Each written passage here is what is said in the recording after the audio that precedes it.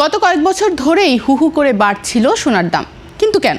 কারণ চীন সহ বিশ্বের অনেক দেশের কেন্দ্রীয় ব্যাংক তাদের সোনার মজুত বাড়িয়ে রেখেছিল। এতদিন অনেকেই ভেবেছিল এত সোনা মজুত করে তারা কি করবে।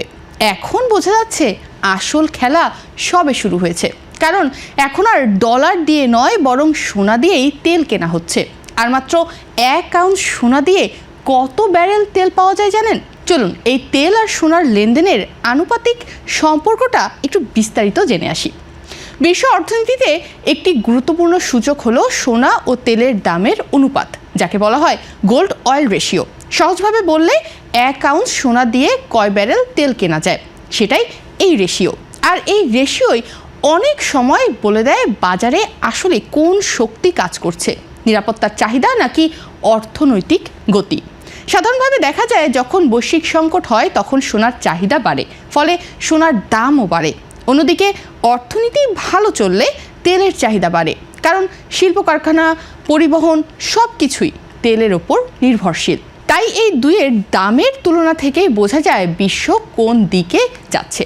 বর্তমানে এই গোল্ড অয়েল রেশিও প্রায় 50:1, অর্থাৎ 50:1, অর্থাৎ 1 আউন্স সোনা দিয়ে 50 ব্যারেল তেল কেনা যাচ্ছে। ইতিহাসের দিকে তাকালে বোঝা যায় এটি অনেক উঁচুতে একটি অবস্থান।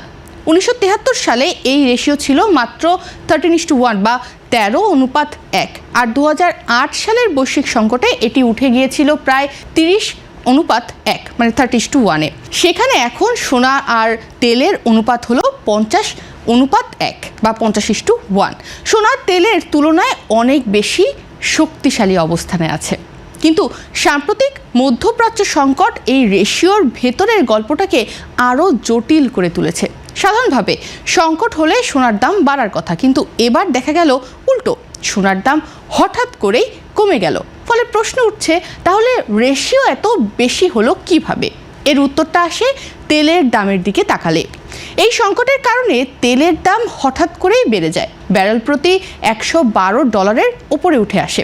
অর্থাৎ একদিকে সোনা কিছুটা দুর্বল হয়েছে, কিন্তু অন্যদিকে তেল শক্তিশালী হয়েছে। তবুও রেশিও এখনও বেশি, কারণ এর আগে সোনা অনেক বেশি দামে উঠে গিয়েছিল এবং বাজার আগে থেকেই ঝুঁকি হিসাব করে রেখেছিল। এখানে একটি গুরুত্বপূর্ণ বিষয় হলো রেশিও শুধু বর্তমান দাম নয়, বরং বাজারের প্রত্যাশাও বোঝায়। আগে থেকে বিনিয়োগকারীরা সোনা কিনে রেখেছিল, কারণ তারা ভেবেছিল সংকট আসবে। ফলে সোনার দাম আগেই বেড়ে গিয়েছিল।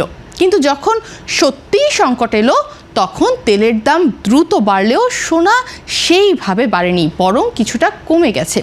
এই অবস্থায় রেশিও আমাদের একটি নতুন বার্তা দিচ্ছে। আগে যেখানে উচ্চ রেশিও মানে ছিল সোনা শক্তিশালী, এখন সেখানে দেখতে হচ্ছে কেন শক্তিশালী। এটা কি সত্যি নিরাপদ আশ্রয়ের কারণে, নাকি আগের অতিরিক্ত চাহিদার ফল? আরেকটি বড় পরিবর্তন হলো এখন বাজারে তেলের প্রভাব অনেক বেশি সরাসরি কাজ করছে। তেলের দাম বাড়লেই মুদ্রাস্ফীতি বাড়ে, আর মুদ্রাস্ফীতি বাড়লে সুদের হার বাড়ার সম্ভাবনা তৈরি হয়। এতে সোনার ওপর চাপ পড়ে। ফলে দেখা যাচ্ছে তেলের দামের এই উত্থানই এখন সোনার জন্য উল্টো বাধা হয়ে দাঁড়িয়েছে।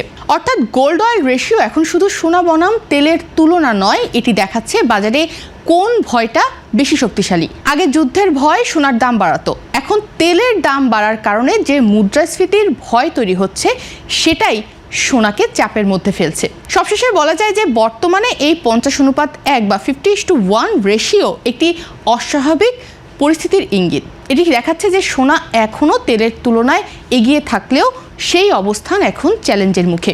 সামনে কি হবে তা নির্ভর করবে তেলের দাম কতদিন উঁচু অবস্থানে থাকে এবং কতদিন ধরে বাড়তে থাকে, আর সেই অনুযায়ী সুদের হার ও মুদ্রাস্ফীতি কোন দিকে যায়। অর্থাৎ এখন গোল্ড অয়েল রেশিও শুধু একটা সংখ্যা নয়, এটি পুরো বৈশ্বিক অর্থনীতির পরিবর্তনশীল শক্তিগুলোরই প্রতিচ্ছবি।